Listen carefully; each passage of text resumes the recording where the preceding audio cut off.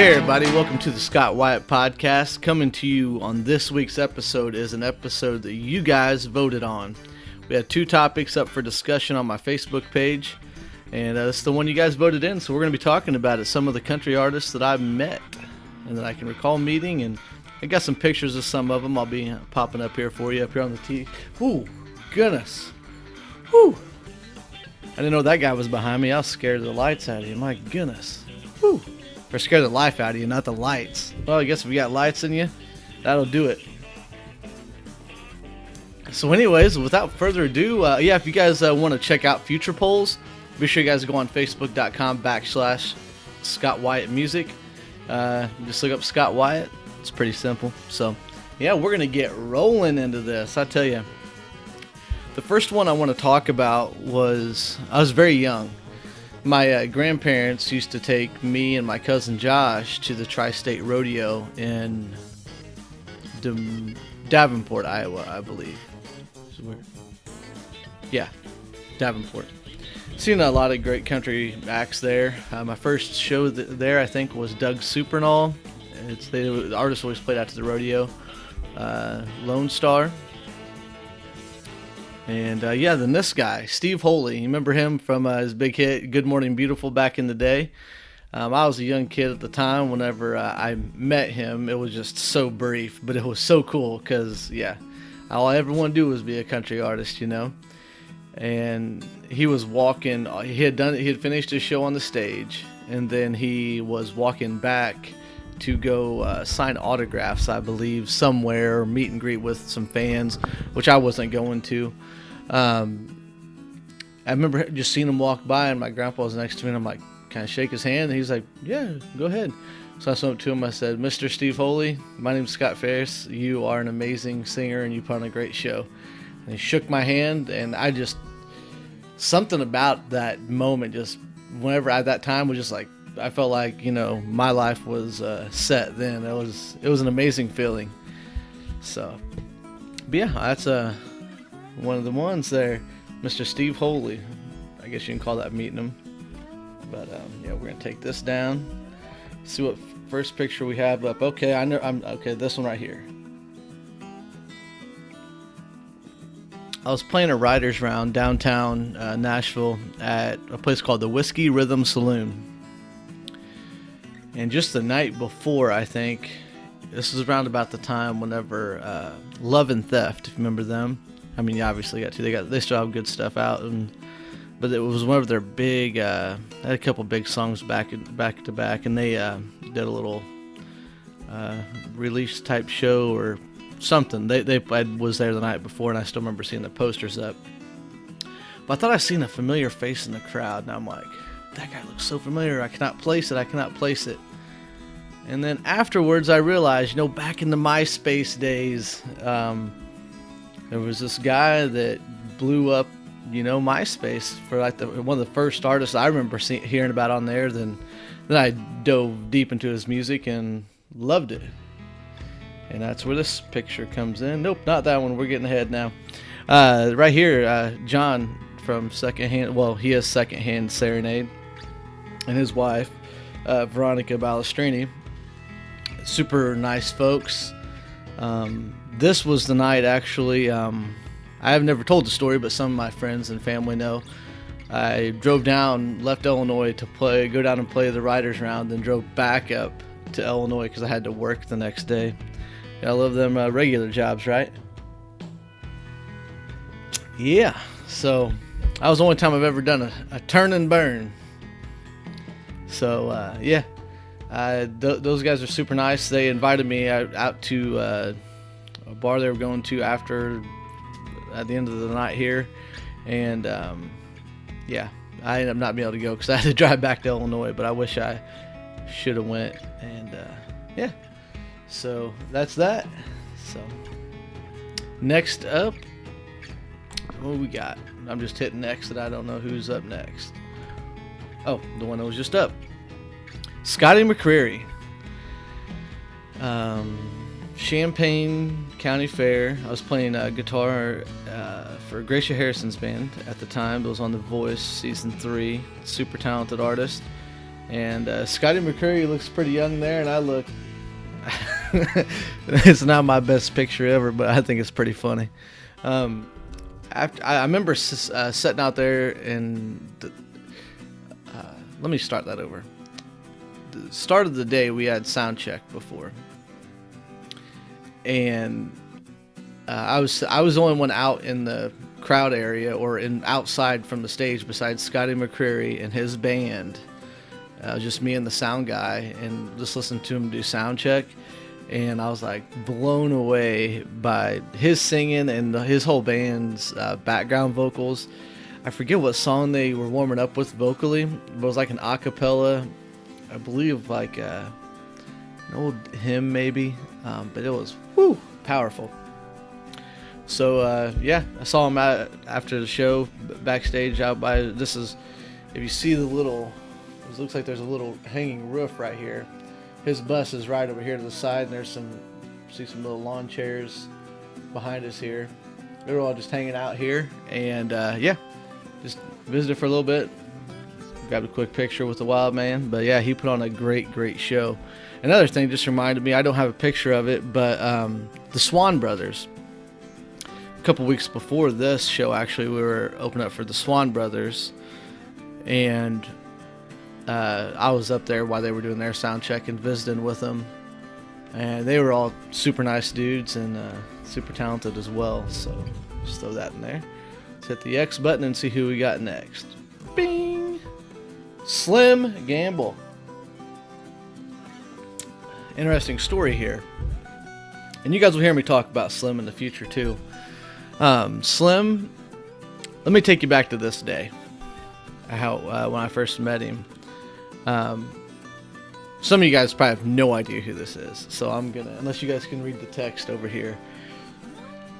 Lady Antebellum had just released a concert DVD of them playing somewhere, and I'd bought it.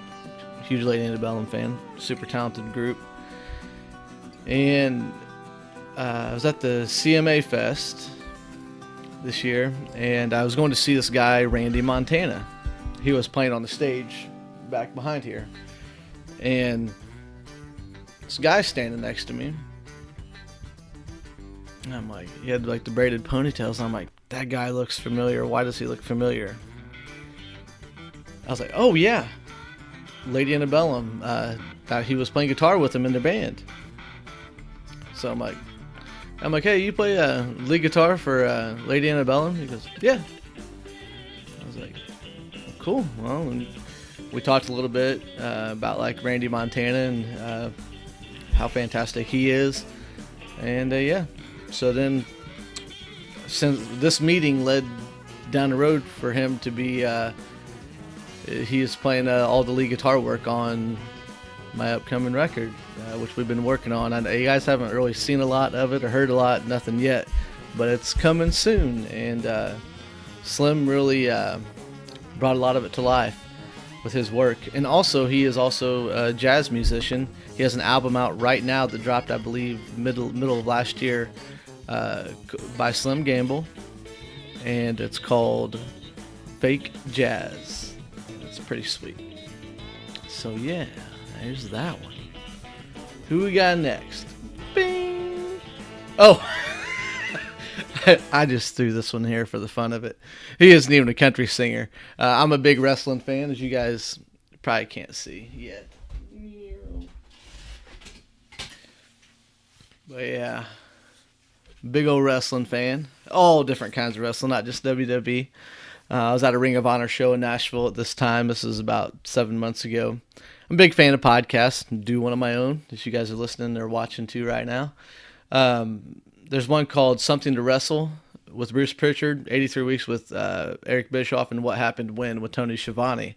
And this guy, Mr. Conrad Thompson, is the voice other than the host. So, or other than who's named on the, other than Eric Bischoff or Bruce Pritchard or Tony Schiavone. It's Mr. Conrad Thompson, one of the biggest names in the podcast industry and wrestling industry. Honestly, he's made quite a career for himself, and a super nice guy. He was one of the people there in attendance. sat near us at the Ring of Honor show in Nashville. So there's a little fun tidbit. All right, Joe Nichols.